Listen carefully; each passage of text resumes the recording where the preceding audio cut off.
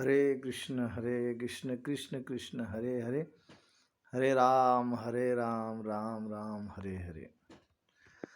देखिए, भगवान की भक्ति इन सब चीज़ों से ही हो सकती है। एक तो संयम रखना, वाणी को संयम रखना बहुत ज़रूरी है। इंद्रियों को, मन को, वाणी को अगर जो इसका दुरुपयोग करता है वो ना तो साधक रह जाता है, ना भक्त रह जाता है, ना संत रह सकता है ना? तो हर चीज़ का एक कंट्रोल है। प्रायः लोग दो तीन तरह की बुद्धि के लोग होते हैं।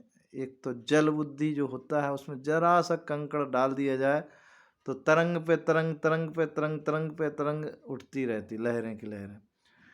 लेकिन एक रबड़ बुद्धि व्यक्ति होता है कि उसमें कितने भी छिद्र कर दिए जाएं, उसको कितना जलील करो, कुछ बोलने के बाद समाज उसको कितना जलील करे, लेकिन फिर भी अपने उस जलीलता को नहीं छोड़ता है और फिर भी वक्तव्य देने में वो अपनी वाणी को संयम नहीं रख पाता। वो अपने उसको सम्मान इज्जत का कुछ रह नहीं जाता है। तो ऐसे कुछ लोग हैं जो बड़े पद पे बैठ जाते हैं और लोग गाली दें, कुछ भी दें, उस गरिमा का भी ध्यान उनको नहीं रहता है, क्योंकि वो रबड़ बुद्धि के हैं।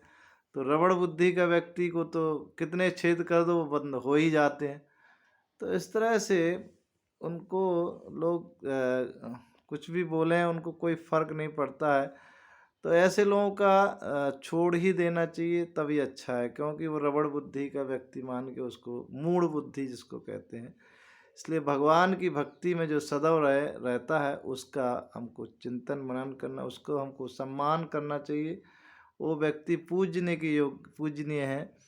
और वास्तव में जो वैभव प्रतिष्ठा सम्मान में डूबा रहता है वो भगवान के नज़दीक तो जा ही नहीं सकता है। बहुत असंभव, इसका तो कोई दूर दूर तक भी नहीं हो सकता है। इसलिए जो अनन्य भक्ति में लगे हैं, जो भजन में लगे हैं, जो चिंतन में लगे हैं, जो अपने भगवान की स्तुति में लगे हैं, ऐसे लोगों का बार बार मन उनका वंदन करना चाहिए, उनको नमस्कार करना चाहिए। ऐसे संत अति पूजनीय होते हैं। वास्तव में वही असली संत है जो न उनको धन, न समाज, न किसी का लोक लाज, अपना भजन ध्यान भक्ति में सदैव रत रहते हैं। वही वास्तव में असली संत की कैटेगरी में आते हैं। हरे कृष्णा हरे कृष्णा।